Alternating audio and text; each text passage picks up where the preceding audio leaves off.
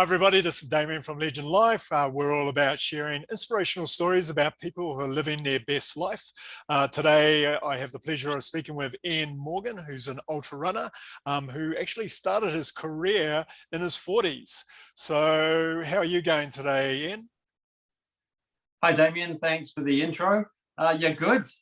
Coming to you from Barcelona today in Spain. Beautiful day here, just springtime. So everything's like the flowers are coming out, the people are out in the streets, and yeah, really good today. Thanks. Awesome. So, well, let's get started and maybe we can talk a little bit about your background. Let's start with your childhood. Were you always into sports, the outdoors when you were growing up?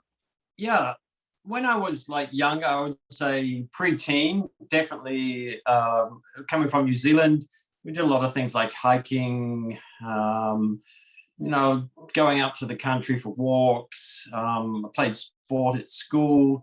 So I wasn't like a particularly super sporty person, but I was always involved in sports. It was kind of in the culture in New Zealand. I was a little bit skinny to be a professional rugby player, so that didn't work out. But yeah, I ran on the school athletics team. I played volleyball for the school. Played a bit of cricket. I played a little bit of rugby, but not like I just got hit too hard in the tackles. So I pretty much through school I was always active. I did probably a bit more hiking in my teens. In New Zealand we call it tramping, like going into the backcountry with a pack on and sleeping there for 5 nights and going through the mountains. But that pretty much all stopped late teens when I started like hanging out with girls and playing music in a band and that kind of thing. Okay. So fast forward to, I guess, right before you made the decision to get back into running. So what were you up to and what was your life like around this time? Yeah, so we just had the earthquakes in New Zealand, 2010, 2011. I had a couple of years like dealing with the fallout from that. We were trying to rebuild houses. I was dealing with like business stuff. There was a reduction in income for quite a while because of the just the time it takes to process such a large load of insurance claims for, I mean, the whole city, claiming insurance for their houses at the same time. I was also in court with the government for a couple of years fighting some stuff around the earthquakes, which were insurance related, because in New Zealand there's split between a government insurer and private insurers. So yeah, there was a whole lot of background pressure and stress going on in regards to what I was doing business wise. And at the time I didn't do any exercise at this point in my life, sort of probably all through my 30s and early 40s, I did nothing. Yeah, I was overweight, unfit, highly stressed. And I got to the point where one day I was just really unhappy with myself. And I was sitting on the couch, drinking a beer, watching TV, just like, I didn't even know it was on TV. Super, super stressed, super unhappy. And I just thought, when was I last happy? When was I really happy? And I thought, when I was a kid, I used to run in the hills, sun on my face. And I thought, man, I just want to go back to that simplicity of being a child, not having this sort of like the weight of the world on your shoulders. So I just thought, I don't know what it was. It's not like a lightning bolt. It's not like anything. Someone once said to me, life is a bit like, life does these things. It like taps you on the shoulder. And I think there were several sort of points during those few years leading up to this point that I was being tapped on the shoulder, but then it hits you with a baseball bat. And I think it sort of was like being hit in the back of the head. And it's like, I've just got to go and run. So I just literally, and this is a real story. It sounds like a movie, but it's actually what happened. I literally put my beer down and I said, I got to go for a run. I just had to go for a run. I don't know why. I don't know. There's no purpose or reason behind it. Maybe just a neuron connecting. So I thought, yeah, that's that feeling I want of being a kid again, that joy. freedom of just moving and running. And of course, let's put you in the picture. I was wearing like jeans, maybe a business shirt or a polo shirt. I was about 103, 105 kilos. So not a pretty picture. No. So I just went out the door and I just ran around the block. I just said, I'm just going to run around the block. I don't know. It's like in the evening. It's, I must have looked terrible because it just about killed me. I'll be honest. I walked half of it. We're talking maybe a kilometer, Yeah. But that was it. I just had this desire to make a change, and it was like a moment that said, you either change or you stay sitting here, and there's got to be something, a change in direction. So that's where it started. And then just over the next several months, I started to run more. Obviously I got some old running shoes out of the closet I'd had for like 10 years that were just dead, Yeah. I think that. So I ran in those for about a week, and no. So I went into the shoe store, bought some new shoes, bought some running clothes, and funny thing is, at first when I bought the clothes, they were like super loose fitting because I was quite a big guy and I was embarrassed to be, I thought, guys like me don't run. But then I saw other people running in different shapes and sizes, and I thought, what the hell? Anyone can run. And that's where it started. It was just a process of like starting, not knowing anything and starting. No, brilliant. So I think there's another quite well-known ultra runner and a kind of similar story to yours. He was actually in a nightclub, and then I think his name is Dean Canese, and then he basically started running. So exactly. So pretty similar stories. Yeah, it was his 30th birthday. I met Dean a few times actually at events, and had a chat with him. And he's a super cool guy. And he said he was in a bar drinking with his buddies, and he just said something's going to change. I don't like this life. He was I think working as a lawyer or legal professional. And he put down his beer, but he ran 30 miles, which is 50 kilometers. It's a little different. Yeah. Well, he probably wasn't carrying as much weight. So possibly, yeah. I think he was in reasonable shape. Yeah. So no, still pretty amazing. I think like both of you, something kind of like said, I want to change. And then you made a decision to do something about it. A lot of people would have had that thought.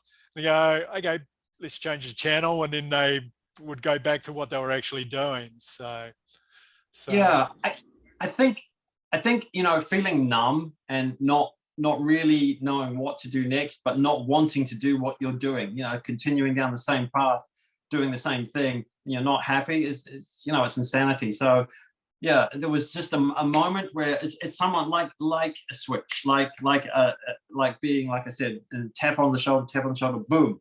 You've got to do something. I just knew I had to take some action.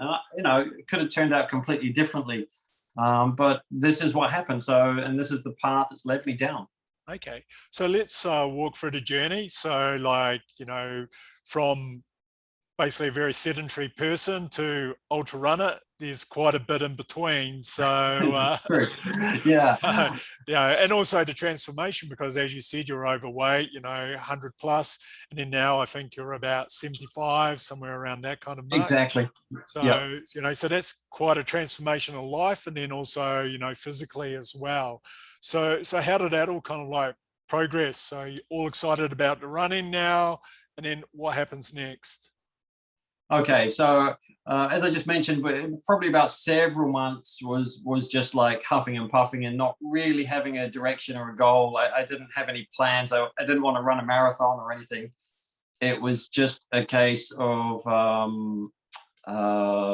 getting moving, So that, and I was injured quite a bit in those first few months, just because I just ran too much or too fast, too quickly, without any strength work, any recovery. I didn't know so much about diet.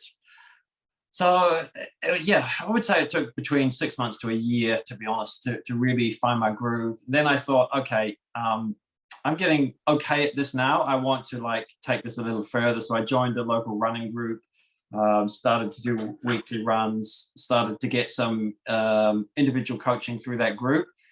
and as well as the group runs. And then I really realized like how much more I started to enjoy it and the potential I had to grow a lot more in what I was doing. Focus more on running form, getting a bit of strength work, using a strength coach for a bit. And that really sort of changed things up a lot, took things up quite a few notches, a few levels. And I really started I enjoyed the running before, but it really took me to a point where I thought, wow, I can start setting some goals now that before seemed unachievable, and even now they seem a bit out of reach, but I can do it. So I decided the Boston Marathon was like an iconic event that seemed out of reach given the times I was running. So I thought, okay, I want to run the Boston Marathon. So I set that as a goal, and then I sort of reverse engineered it back to where I was and said, to get this qualifying time, I'm going to need to do these things, and worked with a coach at the time who helped a lot with helping me get towards that goal. And, after about 2 to 3 years, I got to that point where I started to be able to do quite well. I was doing well in races. Sometimes I get like in local races, no, we're not talking big ones, I would get like a top 10 or sometimes even, third or fourth, just like near that podium or close to that podium finish.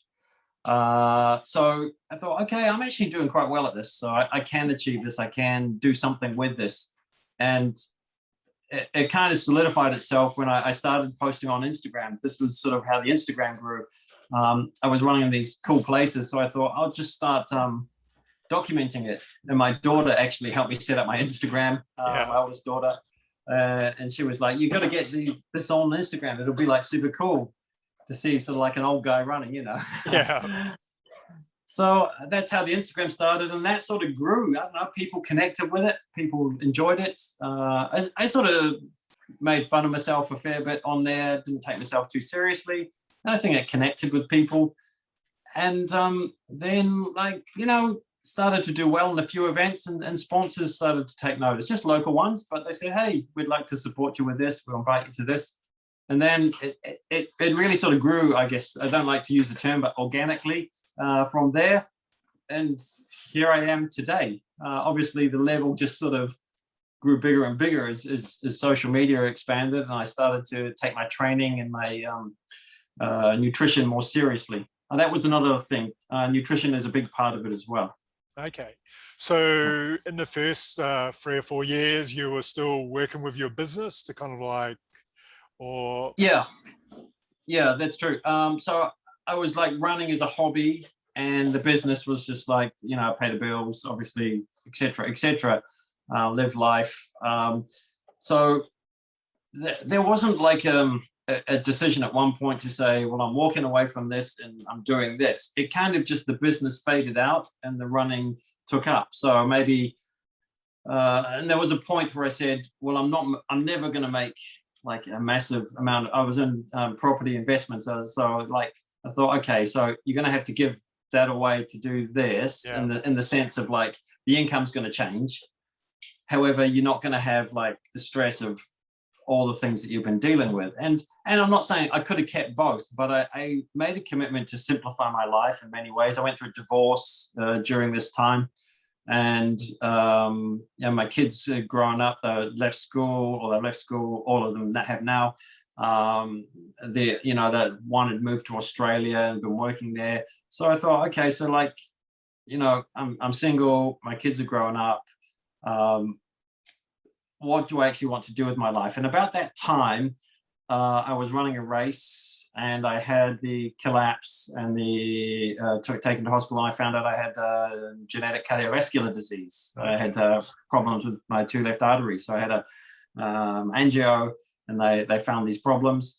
And that's sort of when I got out of hospital, I made the decision, like, now I'm going to fully commit to doing the things in life I'm passionate about. This is, another one of those life moments of being, So I say, okay, that's it. I'm going to commit to this running thing. I don't know where it's going to go. I don't know where it's going to take me. I'm not an elite number one in the world. But it feels like the path that I want to go down. It's what I want to do. It's what I'm passionate about. And I'm just going to pursue it and see what happens with it. So there was never any goal of like replacing an income or creating money from it. It was more, I want to live this lifestyle and I'll work it out as I go. Yeah. No, Yeah. it's an interesting story. There are a lot of people parallel kind of like stories about following passion, and then it kind of like falls into place. I mean, because they're all kind of enthusiastic, they kind of focus 100% on what they're doing and then on how they can do it the best they possibly can. And then it all kind of like comes together without really a big plan. So it's kind of interesting. True. Yeah. And I think that's the thing is, I think, focus, I talk about this a little in my post or mention it, is like focus, consistency, discipline. So running, what you see on social media is these, nice places and these things happening and some nice pictures on mountaintops. That's maybe 5 to 10% of what I do. The other 95% is work, training, running when it's cold, dark, wet, doing sponsor work, writing like small articles or blog pieces and things like this, for various magazines and whatever. So it's still, it's like, probably I spend more time working now than I did before, but I'm doing something I'm passionate about. So it doesn't feel like a job. Yeah. Do you know what I mean? It's like a lifestyle, I think will be the correct term. And yeah, it's getting to the point where I'm trying to make it a self-funding, sustainable lifestyle where it creates its own enough resources. I think I don't like to say the term money so much. Not that I'm worried, concerned about that, but it's like more about making the passion and the pieces fall into place. And obviously they don't just happen. You have to make things work. This is the thing is we don't live in a world of airy fairy where the money just like falls in because you have the good intentions. You have to work really hard and you have to chase and you have to push. And this is the reality of life. However, it's about doing it because you're passionate about it and not following money because it's the you want to pay the power bill this month.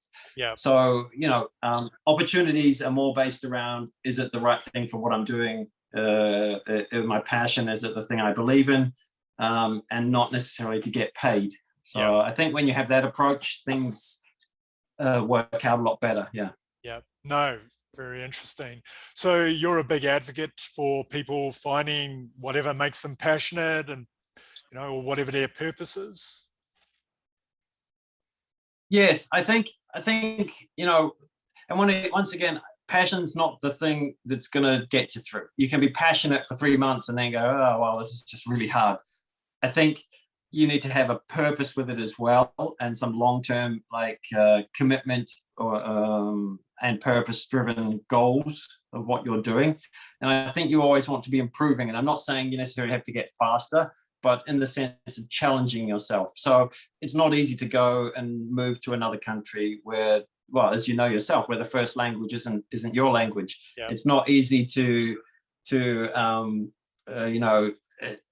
during the pandemic, for example, for the last year or two, to still continue to travel where you can and go to events and do promotional work for sponsors. And, sometimes it's extremely challenging, extremely tiring. But when you have like a purpose and you want to get better and you want to improve and you want to challenge yourself and accept that, you can never rest on your laurels or say, well, this is where I want to be and I've made it. And because I don't think humans are like that. I think we need to challenge ourselves. I think we need to strive to be better and in all areas of life. So I think for me, that's the challenge is to keep pushing myself to be a better me, not so much to be necessarily a better runner or be a better on social media, but just to be a better version of me each day. It only has to be a small amount, but yeah. No, there's some very interesting points there. So let's go break up what you just said. So firstly, the element of purpose, which I find very interesting and very much aligned with that. So what is your purpose? What have you defined as being your purpose?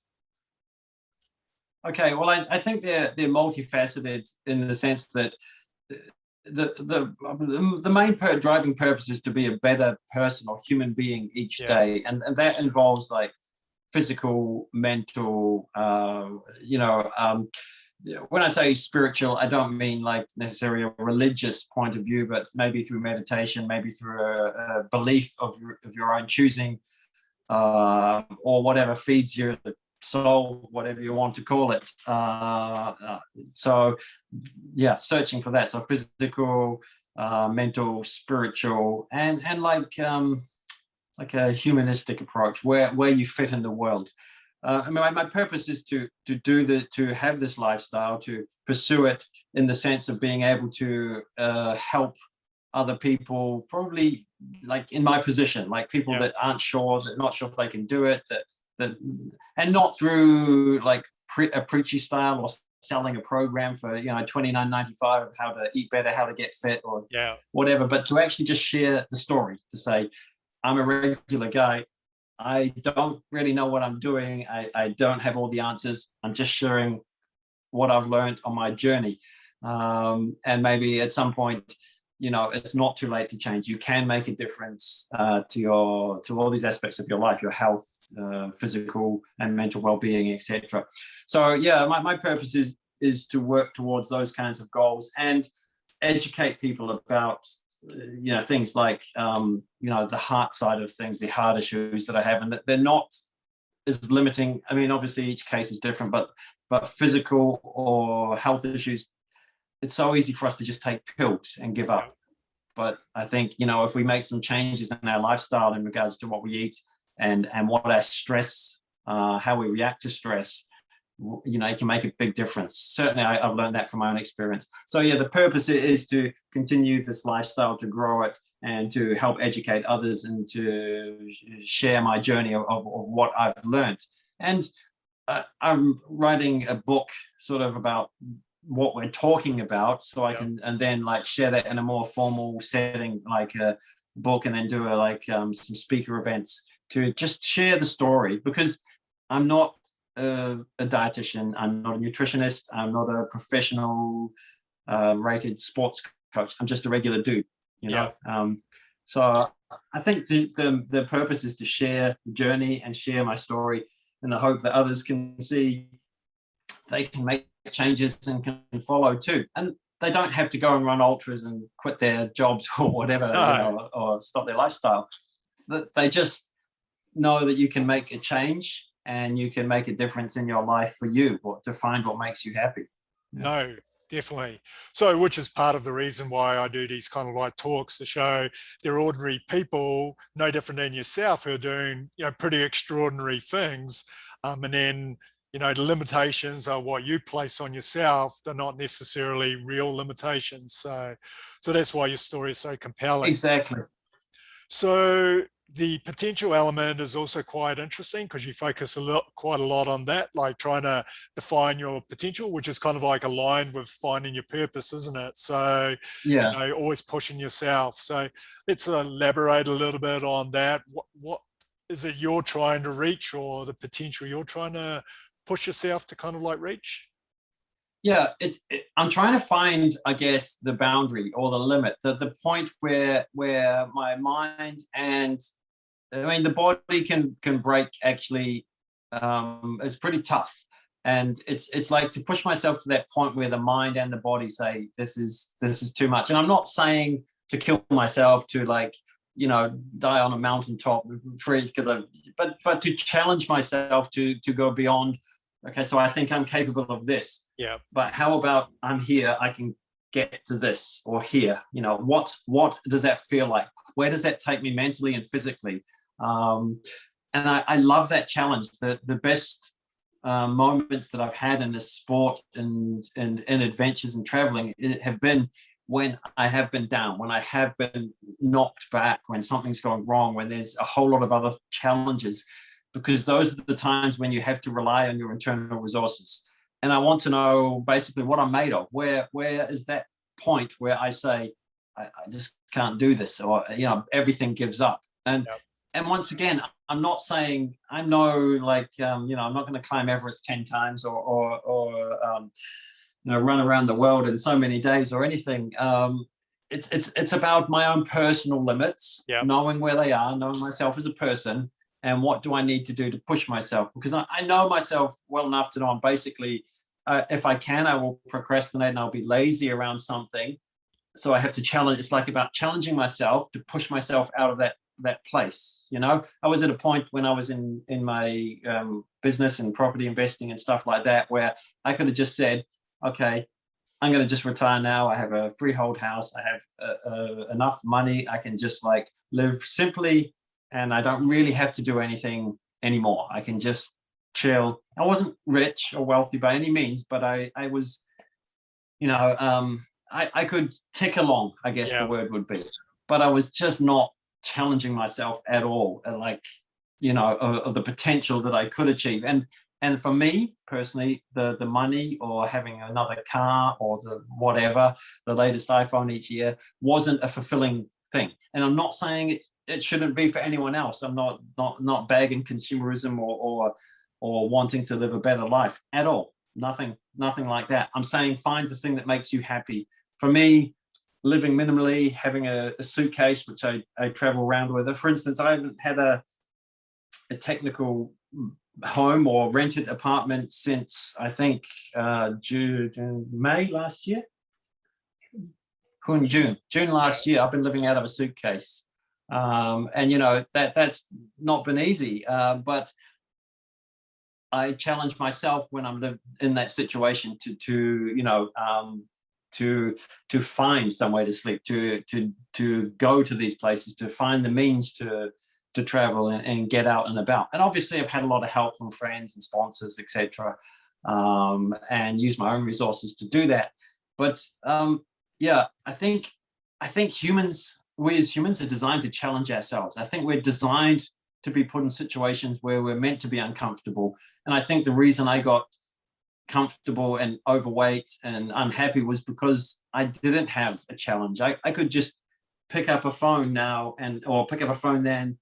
Well, maybe not that long ago, but you can pick up a phone now and order your food to your door. Yeah. You can get your grocery shopping to your door. And that's a good thing. It's amazing what technology can do, but it can also make us very complacent and very lazy and become stuck in a routine that's not challenging or healthy for us. Yeah.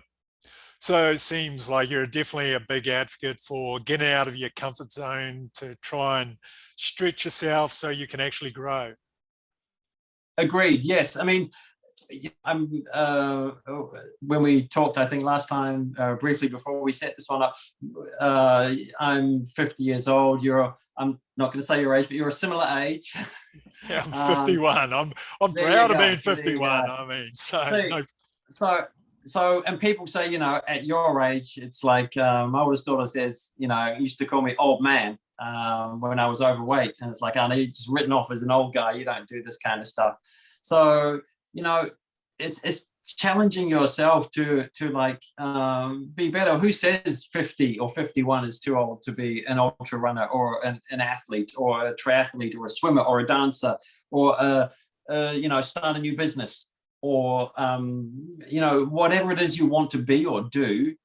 Who says that you can or can't? It's really only you. There's no one else. I mean, obviously, I'm not going to be at this point an Olympic sprinter because I'm not 20 years old anymore. Yeah. So, let take everything with a pinch of salt. But if you want to be a really good sprinter and you want to maybe win your age category in your country or something, then go for it. Don't limit yourself, because it's not really your end goal that's necessarily going to define who you are or whether you succeed or fail at it. It's actually who you become on the process of attempting to reach that goal. And I think I said this a few times. This is the thing, that it's not the destination, it is the journey. The journey is your life. This is the bit where we learn. you know. Yeah. We learn who we are, what we like about ourselves, what we love about ourselves, and what we don't like about ourselves. And I think that's really the whole process. You know, I still make mistakes. I get things wrong. I still do things I'm not sort of particularly proud of. I think, I shouldn't have said that, or I shouldn't have, you know, thought that way about that person, or maybe gone down this path. And I have to check myself and correct myself. And I think that's an important part of being human. Yeah, no, definitely. So in that journey, well, you mentioned some important points there about limiting beliefs and, you know, how we create these own kind of barriers. So in your kind of like journey, were there times where you were questioning yourself, like those things came up, like you're too old to do this, you know, why am I doing this? I'm going to be sacrificing this. So, you know, because it's a normal human process. So how did you work your way through them and kind of like, you know, say, I'm not going to listen to all of this kind of stuff. I'm just going to focus on, you know, where I'm going? Yes, yes. Good question. There we go. That's better. Good question. Yes, I think the first year or two, I probably gave up, you know, a couple of thousand times. And that's quite human and normal, but it's you know, like I said, mentioned earlier, I should say, I know myself. I know I can procrastinate, be lazy around things. So it was actually about challenging myself around that and pushing beyond that and saying, get up, get moving, you know, you've got to do this. So yeah, you know, this whole sort of thing of never quit, don't give up. It's true, but it's okay to it's what I mean. It's okay to fail and fail and fail and get it wrong and doubt yourself and make mistakes.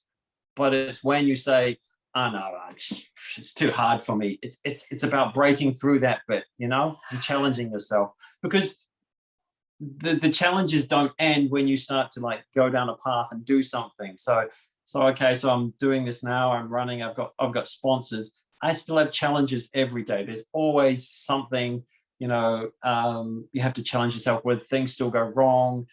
For example, last year we had at the start of the year signed a whole lot of new contracts with some new sponsors, good money. Things were like looking up. I can remember us even saying, oh wow, this is going to be our year. And then, you know, we laugh about it now. Yeah. And then of course, no one expected what happened. You know, we our sponsors cut our pay in half, and then eventually stopped and said, we just can't afford it. You know, so like we went from an income of like here, and then it grew to here, and then it went to here, you know, Yeah. all in the space of like 6 months. And, you know, so there's always going to be something going wrong. There's no such thing as made it. So I think this giving up and challenging yourself is like, yeah, it's okay to get it wrong. It's okay to want to quit. It's okay to say, damn, I've had enough, and take a break. And maybe you're knocked down physically, financially, mentally, whatever. But say, okay, I've had a little cry, I've had a little moan, whatever it is that you do. Now I got to pick myself up, you know, give myself a couple of slaps in the face, and you know, what can I do today? Well, I've always looked at it as I can't fix everything in your world, like physically or whatever at one point. But what can I do today to make a difference? So maybe I can do an extra 5 push-ups. Maybe I can make that phone call to this sponsor or to this race to organize something. If it's a relationship, maybe I can just reach out to someone I haven't reached out to for a long time, where I didn't leave things so good or so well. Just small things each day, consistently. And this was how it started with the training. With the weight loss, it wasn't like, you know, 60 days to a better body. It's an initial period of learning, changing diet, changing exercise routines, and then it's a case of actually maintaining it and adjusting my body to suit the events that I'm running for. And I'm lucky now because I have an excellent coach that helps me with that. I have a bit more knowledge around what I should or shouldn't eat, and I still eat what I shouldn't eat. Let's just put that out there. I'm a human being. I'm a 50-year-old guy. If I want to have a cake and a coffee now and again, I will have cake and coffee now and again. But what it is not about having these things every day, or it not that's my main food. So I think it's about finding what works for you. Knowing yourself is a huge part of that, and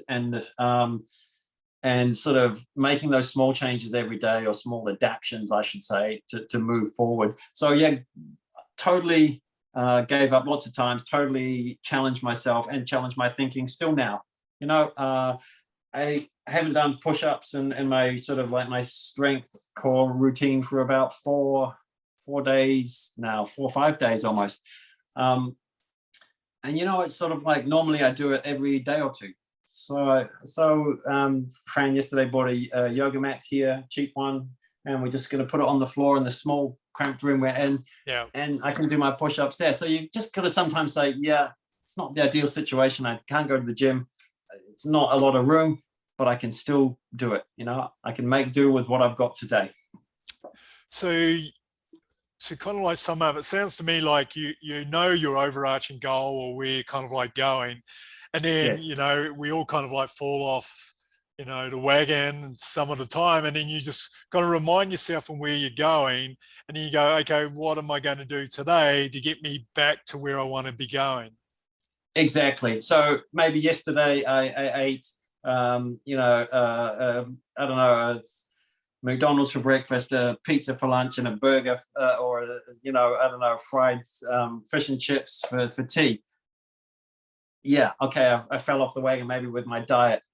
What am I? That was yesterday. I can't change it. What am I going to do today? Because but most people say, oh well, I made the mistake, so I just whatever, I give up. I'm gonna just go back to it. It's easier. No, it's like day by day. You have the choices each day, 24 hours. You can't really say what's going to happen in 6 months, where I'm going to be. But today, I know with weights, for example, I used to say, okay, when I first started, I think I could do 5 push-ups. I could do like 1, chin up, pull up. And I was like, okay, that's all I can do today. But that progressed, and it took time. It wasn't like I went from 5 push-ups to 20 or 30 or 40 or 50. It was like 5, and then I went to 10, and then I stayed at 10 for a while. Then I went to like 15, and it sort of we have these charts, and it always shows these progressions like this or like this. Yeah. But this is life. And sometimes you have massive gains in a certain area, and sometimes you lose. But I think it's like you said, you've got this purpose or this vision out here. It's okay, I'm focused on this. I've been set back here. This path is not going to work, so I've got to go this way for a bit. I can go back this way, or maybe this is the new way, and it's going to get me sort of round here. So we're just constantly adjusting and changing how we get to that vision. It doesn't have to be a set path that we have to follow each day, because life does change. So it's just, like you said, focus on that purpose, focus on that vision or that goal, change and adjust, and just keep working towards it. Okay. And so, ultra running is quite a mental thing. It's not always kind of just a physical thing, is it? So what do you do to kind of like prep your mind for like the events? Because obviously there's a good overflow into the rest of your life. So what kind of preparation do you do with the mental side? Yeah, so meditation is actually quite a good one. And I must admit, since I've been here, I don't think I've done any. But, just 5 minutes in the morning, I just listen to like an app, and just breathing, like centering myself. Some people do half an hour, whatever works for you. Some people do yoga, some people listen to music. I think you've got to find something that works. But with ultras, certainly just centering my mind, focusing it, getting focused on my breath, just how my body feels, how my shoulders are feeling, and just finding that point of like, okay, I'm here in this moment. And then when I go into the race, it's the same thinking, because at some point it's going to hurt, at some point it's going to maybe suck, and you're going to feel down, maybe physically and mentally, and sometimes at different points. You might be fine physically, but mentally you're But something I've learned in ultra running and in life is you're never at one point forever. So you're never feeling really good all the time.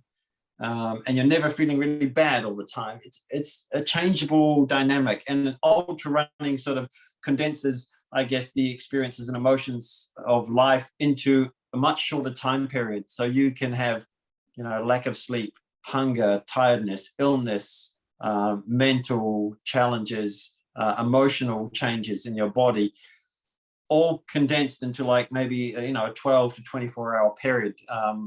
Shorter races, probably not so much, but anytime you're out sort of through the night or for a longer period of time, it does challenge you. So it comes back to using the meditation and then staying in the moment. I think being really centered in how you're feeling at that moment. A lot of the thing I do is just check in with myself. So I talk to myself a bit while I'm out there. Yeah, it's a little crazy, but it is what it is. It's like I check in, so my legs are sore. Yes. Is anything actually wrong with them, or are they just tired and sore? They're just tired and sore. Okay. I just have to put one foot in front of the other. This one, that one, that one. I just have to get to the top of this hill, the next aid station, whatever. I don't have to finish the whole race right now. Am I breathing okay? Okay, yep, standing upright, shoulders back, chin up, feeling good. Yep. Do I need food? Yes, no. Do I need water, hydration? I sort of have this little mental checklist I go through in my head. I talk to myself and I say, okay, it's tough. It hurts. It sucks. Sometimes I swear a bit to myself and I, give myself sort of a bit of a kick in the backside. And then I say, okay, let's go again. You're actually okay. You're just feeling, a bit rough right now. And it's just about that. It's about checking in with yourself, knowing yourself and saying, okay, I've done my checklist. Physically, I'm okay. Maybe I'm a bit hungry, eat something. Maybe I'm a bit thirsty, drink something. Now let's just keep moving to the next point. And I think life has also taught me that in the sense of having, we've got 4 grown-up kids.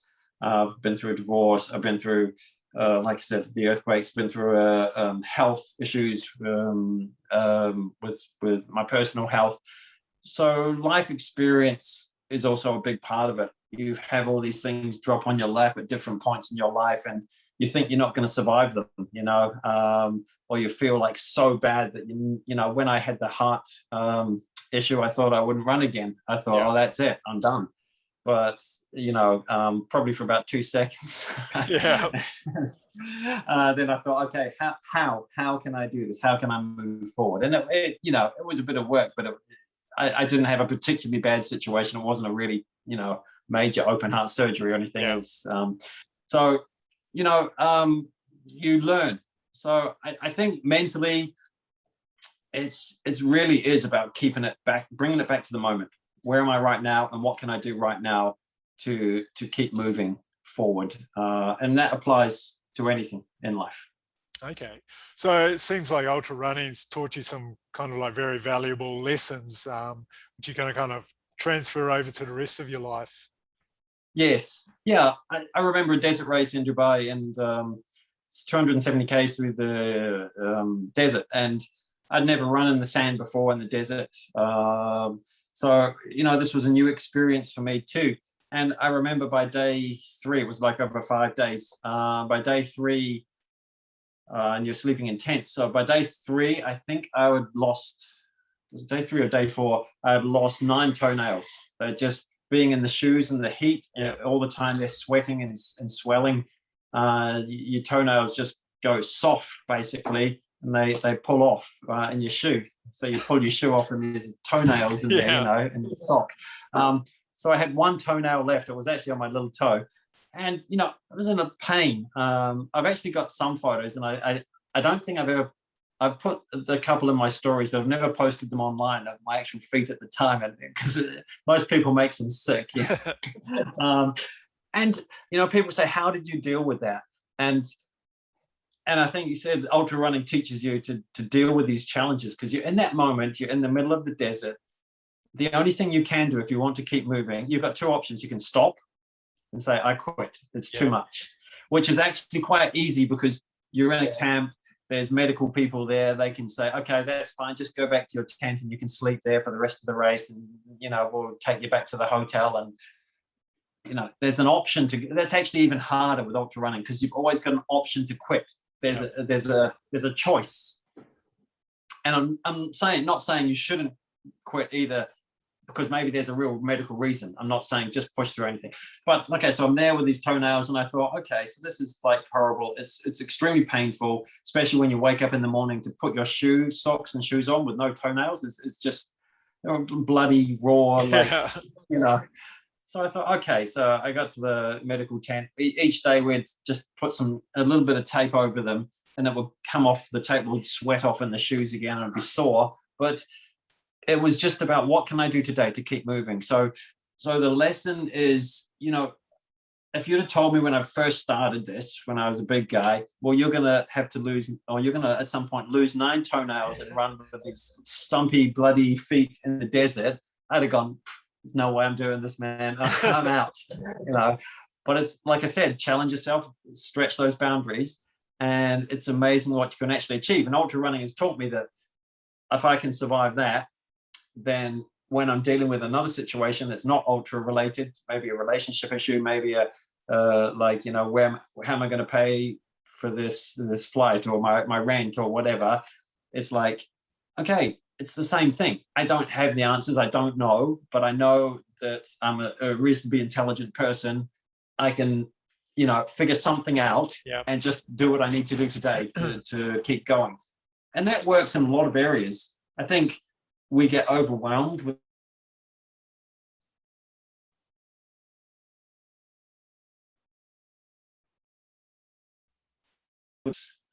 so ultra running has taught me that, deal with what you need to do in that moment. Okay, so we kind of froze for a moment there, but that's okay. Okay. No, but so what other memorable moments have you had with your ultra running? Wow, there've been many. I mean, to be fair, probably a lot of the most memorable ones would be the ones where things have gone wrong, because I think you really remember those more than when you do well and things go right. So I mean, illness. I think the collapse with the heart thing and going to hospital, that was like memorable in the sense it was like a good change in direction for me as well. Made me really focus on something.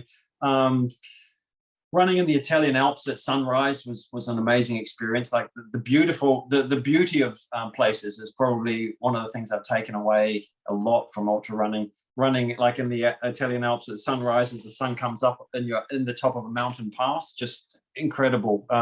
Running in the desert when the sun's setting and like the sky looks like it's on fire. It's like a 1,000 shades of pink and orange, and all these shadows across the dunes.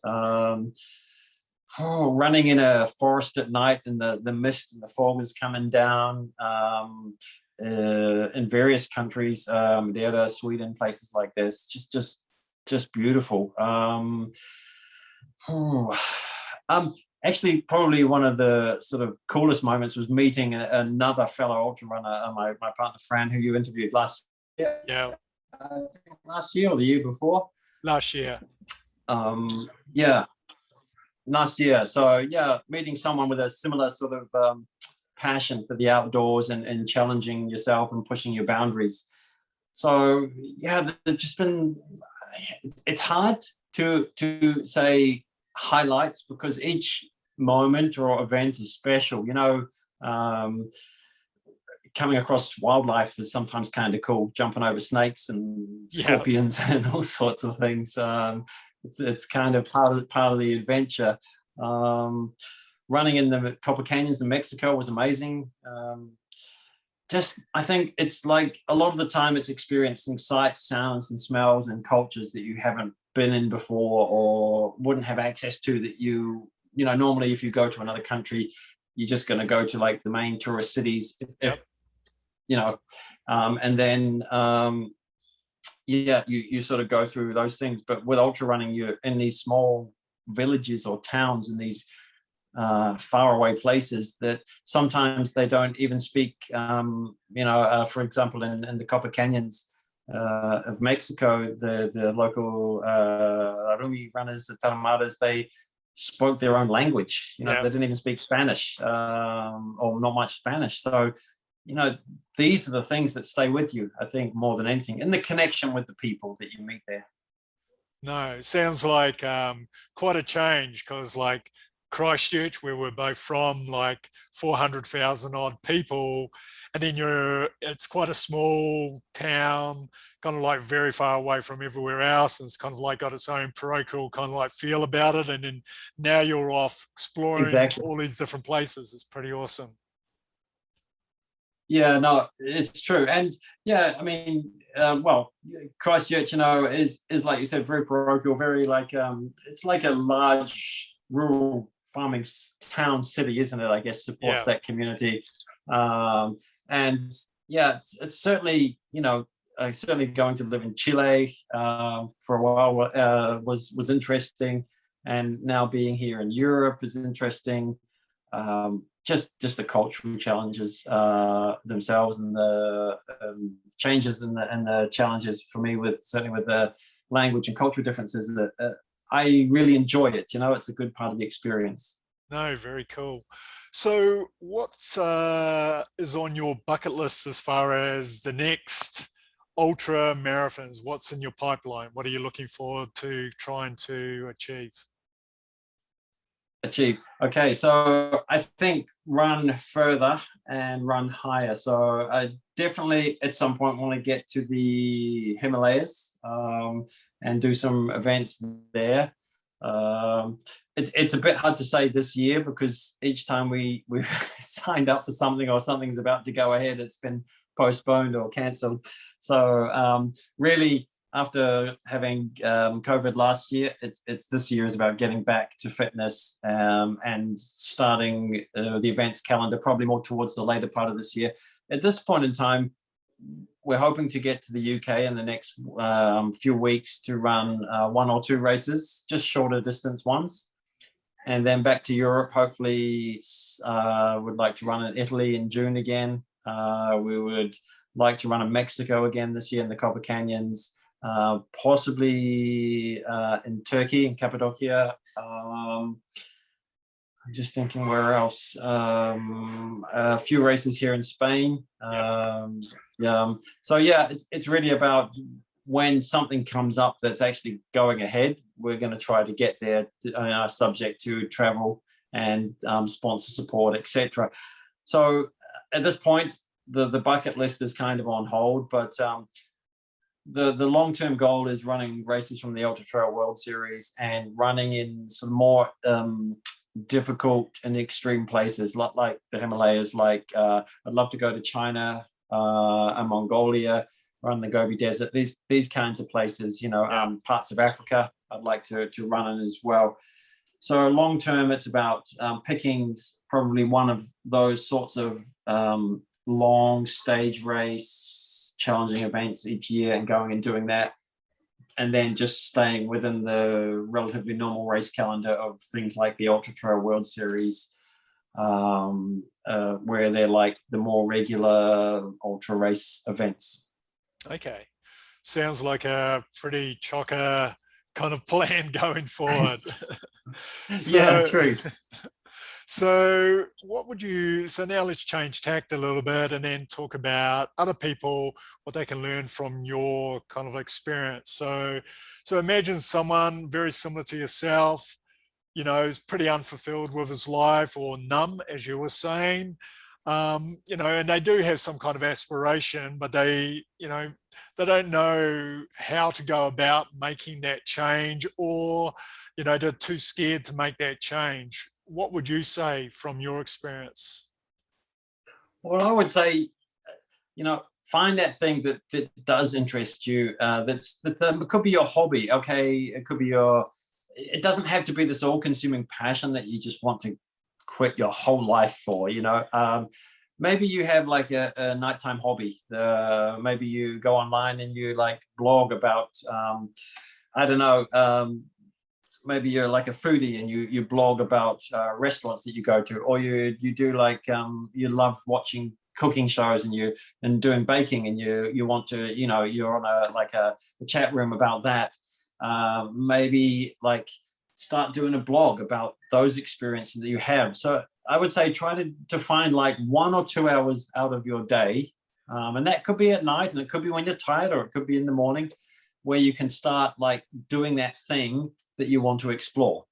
So, and you'll know if you're interested or passionate about it, because you'll do it without thinking about making time for it, and it's going to be challenging. Obviously, people with young families, with high workloads in their jobs or careers will find that challenging if it's something they want to do outside of that. But the whole point of it is meant to be challenging. If it was super easy, then you would just go and do it. I'll be honest, when I first started this, I used to, because I was, working in the day, I used to have to get up at 4 a.m. or, 4:35 and go and train and then come back and have a shower, have breakfast, help with the kids, this kind of thing. So it wasn't just a case of, I'm just going to go and run because I've got all day. No, not at all. So I would suggest, start small, start doing it, and start doing it consistently. If you're doing it, 5-6 nights a week, and you're loving it and it's growing and you're happy, it's bringing you happiness and fulfillment, then does it actually matter if it takes you, 4, 5, 6 years to build something from it? Because if you're enjoying it and you're growing it at your own pace, and it's something you're interested and passionate about, the time frame, you've got to let go of that objective. If you're just totally unhappy and looking for a way to replace your job, that's a whole different thing. So maybe stay in the job that you're not so happy about, or look for something that's similar. You can use your skill set in, but pursue like your hobby or your passion in the evenings or the mornings or in the weekends, and build it. Because you'll know if it's really something you're interested in, passionate about, you're actually going to stick with it and you're going to grow it. If it's not, and it's just something a lot of people say, I'd love to have your lifestyle. I love to do this. I would love to run. But, that's fine for them if they're running 20 Ks a week and it's a hobby and they enjoy it. To do this, what I do full time is, you're going to be working a lot of hours for not much reward. And you're going to have to put all the work in up front to get the benefit at the back end. So, for me, that's how I like to work. I like that extremity of pushing myself. It's not for everyone, and not everyone is able to do it. They don't have the luxury of time or resources to do it. So I think just start small and work at it, and don't have have goals. I'm not saying don't just be airy-fairy and just let it sort of drift, but don't have an expectation of a time frame. I'm going to start a YouTube channel and talk about the different brands of marmalade that I like. It's not necessarily going to take off in 3 to 6 months. You're not going to get all this ad revenue, and you're not going to become a YouTube sensation. So just do it because you love it, you're passionate about it. You speak to your community, interact with the people that are interested in what you do, and grow it from there. Because I think when you love doing it, that time's going to pass, and people are going to be drawn to the energy, not even necessarily the subject of what you're talking about, but they're drawn to the energy of someone that's passionate about what they believe in. And I think we all know this. We're in a room with someone and you hear someone talking about something they're really interested in, and not in the sense of look at me or bragging or egotistical, but actually like they're sharing something that they love. I mean, something I learned early on was, instead of saying, what do you do for a job, is to say, so what's your favorite hobby? What's the thing that you get out of bed for early on the weekends or love to go and do? And, talk to someone about that subject when they talk about it for 5 minutes, and you watch how they change, how they light up, how they go from this pose to this, the arms open, they're expressing themselves. And I think that's when you find that thing in yourself, not this, I love making money, I love doing this. That might be your thing too, but the thing that you really love, regardless of you got paid or not, when you find that, just start doing that bit by bit every day, working towards it. And it's amazing. Maybe not 3 months, maybe not 6 months, but maybe 2 to 3 years, 5 years, you don't know what can come from it. Yeah. No, very, very true. I think today's society, everyone's in a quick fix kind of like mentality. No one's prepared to put in the work to get to where they actually want to go. So I think, very valid points here. Thanks. Yeah, it's like let's start looking, long term, in the sense of long term, steady, consistent movement towards the goals. I didn't go from the pictures people see are from this to this, and I get a lot of questions. The transformation sort of Instagram photos of people saying, "I want this. What's the secret?" There actually isn't no secret. There's no such thing as a quick fix in this area. There's talent will get you so far, but basically it comes back to just keep getting up, keep turning up, keep doing it. The age-old cliches: putting in the work, being consistent, being focused, being disciplined, and yeah, moving forward. This is all it is. There is no secret. I could write a book called The Secret to my, not The Secret, but The Secret to how to be an ultra runner, or this, and Yeah. I could put a whole lot of waffle in it, and people would buy it, and I could probably do a seminar and some series and people would downloads. People would buy it to know I could make money off it. Actually, it's not bad, I guess, but it's not real. The reality is the secret is free for all of us. It's really, to find our niche. How much do we want to commit to it, and what do we want to do with it once we like find it? Yeah. How far do we want to go? Do we just want it to be, I'm quite happy at this point doing this blog, or doing whatever I do, making less money or less income, but I'm doing something I'm happy with? Or do I want to grow it to a worldwide big thing? Or do I just want to enjoy the day I'm in and, enjoy the people I'm with and what I'm doing? So you got to figure out that for yourself. There's no end goal that's the same for everyone. Yeah. No, I also like that part which you mentioned kind of like earlier, where people get too carried away. Like, say you were the person who wanted to grow it to something, extremely large, and you get too focused on building it to extremely large that you kind of like get so stressed out about making all these kind of like time commitments that needs to happen by then, that you start kind of like extinguishing the kind of like flame that you had from the beginning, don't you? You kind of get all stressed and worked up because you're not getting it there as quickly as you would like, without actually enjoying the moment, which you keep on kind of referring all the time, like enjoying where you are, enjoying that experience, and building on that one, and building on the next one, instead of like being carried away by the end destination. Exactly, Damien. You've expressed that really well. It's true. I mean, and you can relate that to yourself, I guess, in your own endeavors, which is why you're doing this podcast. Is you want to share this, like other people's experience, but obviously it's like something you've experienced yourself too, and you've found a purpose and something you're passionate about that you want to share with other people. So you might do this for, you do it for yourself, you do it for the reason to share it with other people for your own purpose. And who knows where that's going to be, in 6 months or 5 years, and how it's going to change or affect your life. But you're doing it because you enjoy it. It's something you're interested in.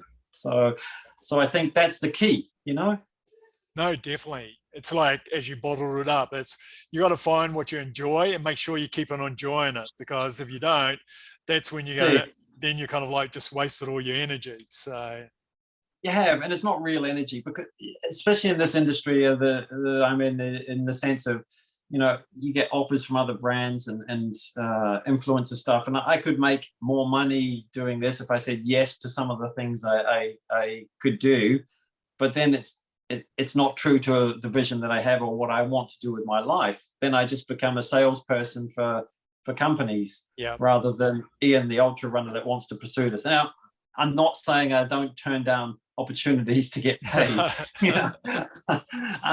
It's not some like, give to the world and it will give back and everything will be fine. And I still have to eat. I can't eat running shoes. So it's having a sense of where you are, some realism in there too, but also not to lose myself. And I've got to do this because I'm going to make money and I'm going to get more known and I'm going to get more followers and it's going to be better for me. And then I lose why I'm doing this. I'm doing this where I can go out the door and I can run in the mountains and I can switch off and I can just be me with myself. I can have my time to think about what the next thing to do is, what the next project is, have I spoken to my this kid, one of my kids recently, or have I said hi to my brother or whatever. I don't know, whatever it may be. It gives me that time just to become a human being. And you don't want to lose that, I think, in anything. And there are times when you do, we all do. But I think to come back to that is really the ultimate goal. Maybe that's also part of the purpose of why I do this, is to just come back to being human and knowing, having those connections, Yeah, no, brilliant. So what about 40-year-olds? Because, both of us have kind of passed that kind of mark, but so I've created this kind of like community as kind of like an arbitrary mark around 40, but you have a lot of people arriving at 40, they're kind of like viewing it negatively. They have some anxiety about it. What would you say to them? I would say 40 is young. That's coming at a perspective of a 50-year-old, Damn, you're still a teenager. Yeah. I think it's probably a point in all our lives where we probably have that thing of like 20s and 30s. You still think you're young. You're still like, there's still time. You have these opportunities. You still have time to maybe even change careers. This is like the old thinking, I think. Nowadays, younger guys, it's a lot different. I think for everyone it is. But yeah, certainly I think, I don't like to use that cliche term midlife crisis, but I think that tends to happen in men and women around that point. The best advice I could give is really, friend Fran has said this in her post, a few times. It's never too late. I mean, it isn't. 40 isn't old, and especially nowadays, 40 is very young, and physically and career-wise, or whatever you want to call it. You have a lot of opportunity. It's scary, especially if you've spent from zero or your school years or university or whatever you did to your 40s doing building for a career or building for something that you're working on, in that sense of building a family and a career. You can actually make a change. I'm not saying it's going to be easy, but if you really want to do something else, so maybe you've decided that whatever the career you chose, you now want to change it. You don't want to be a lawyer. Maybe I want to be involved in sports, or I want to be involved in something more creative and artistic, musically or artistically, whatever that may be. It's not too late to start. Just start small, though. Like I was saying, if you want to be a dancer, go start dance classes. If you want to play the guitar, start with some lessons. But you haven't wasted your life if you've spent 40 years living it. You've had 40 years of life. You've had 40 years of experience. A lot of those life experiences can be translated into something new if you want to. Or you can, if you're super happy where you are at 40, and you like who you are and you like where you're at and you're achieving what you need to achieve, you don't need to change anything if that's what you want. This is the great thing. You don't have to do anything. It's about finding your sense of purpose, fulfillment, and your passion. That's it. You don't have to find anyone else's. You don't have to tick anyone else's boxes. You don't have to have a certain level in society because you're meant to have your house paid off, you're meant to be married, and you're meant to have kids by now. You can just be you. That's okay, So it's just not too late. You can make those changes. You can make them when you're this age, and onwards. It's really up to you. Yeah, because really, isn't it? You only waste your life if you haven't done anything with it when you kind of check out. So exactly. So you've got all that time until you check out to do something with your life. So exactly, and none of us know when that date is. We've all got an expiration date, but it's not stamped on us. So what have you got today? Can you get out of bed? If you open your eyes and breathe and you can get out of bed, you're probably like, you're in that position where sort of 99% of your boxes have been ticked already. The things like the other resources that you may need to do what you want to do might not be there yet, but you can work towards that. So I think if you've got your life, like you're actually alive and you've got relatively good health, or even if you're on a journey to improve that physically and mentally, obviously, then you're 99, like I said, 99% of the way there. Yeah. The other stuff is really just details. So yeah, no, definitely. So what's your definition of living your best life, or what I call legendary life? Well, it really is, for me, really simply to live, like getting up each day and living. So living your best life is just living. The purpose of life is to be alive. It's we get so focused on I'm trying to find myself or search for my meaning or my purpose. Your purpose is, like I said, you opened your eyes, you're breathing, and you're alive. You've got this incredible body, this machine called your human body. You've got this incredible brain that can do incredible things, and the thoughts that you think become reality.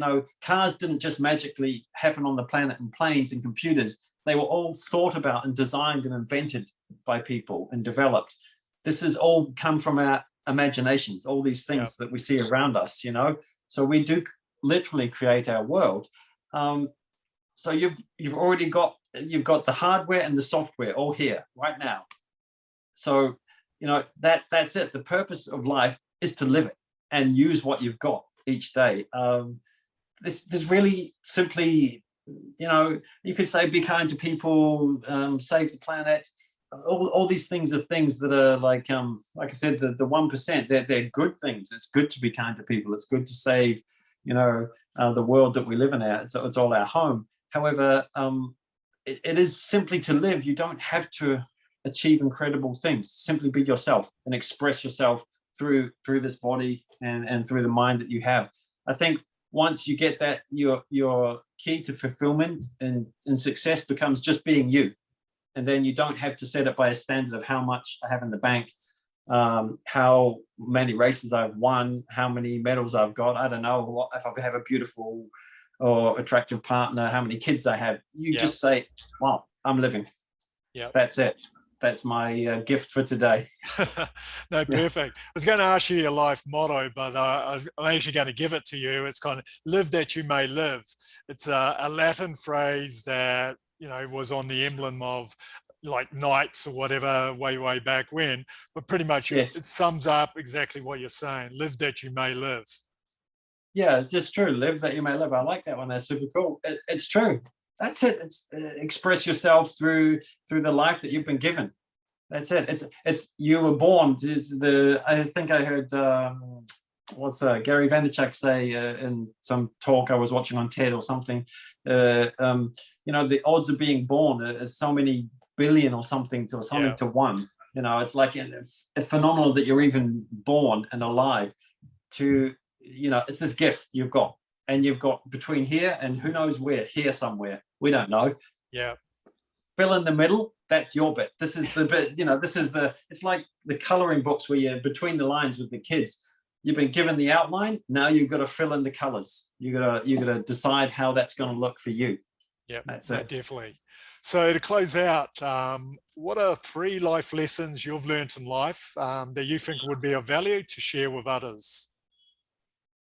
First one would be from my mother. Kindness is the best currency you can give and share with others. That's a really that's a big one, actually, and one I have to work on every day. Kindness is the most valuable currency in the world, I think she used to say. So kindness. I think your health is wealth will be a huge one. I don't want to sound, once again, it's not a cliche, but having had the heart thing, having had COVID, without your health, doesn't matter how much you have, as in regards to assets or whatever else you have. If you don't have your health, you just really can't enjoy so many other things in life.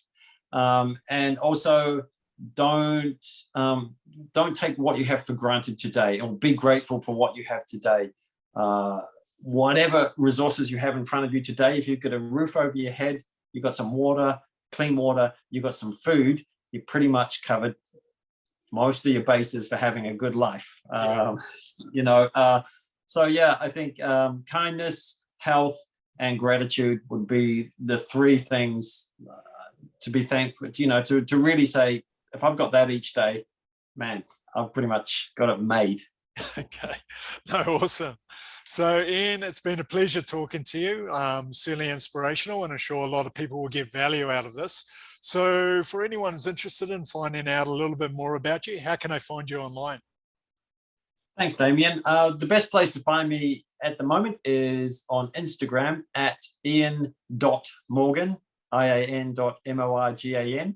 So just hop on there, and you can just check out my posts, go and have a look at the stories, see what I'm up to in the world. And it will give you like a bit of background information about my story. I will, like I said, I'm working on a book, and hopefully I'll try to get it out this year, so that then we can add that to the list a bit further down the track. Yeah. Okay, awesome. Well, thanks again. Cool. Thanks, Damien. Catch you later.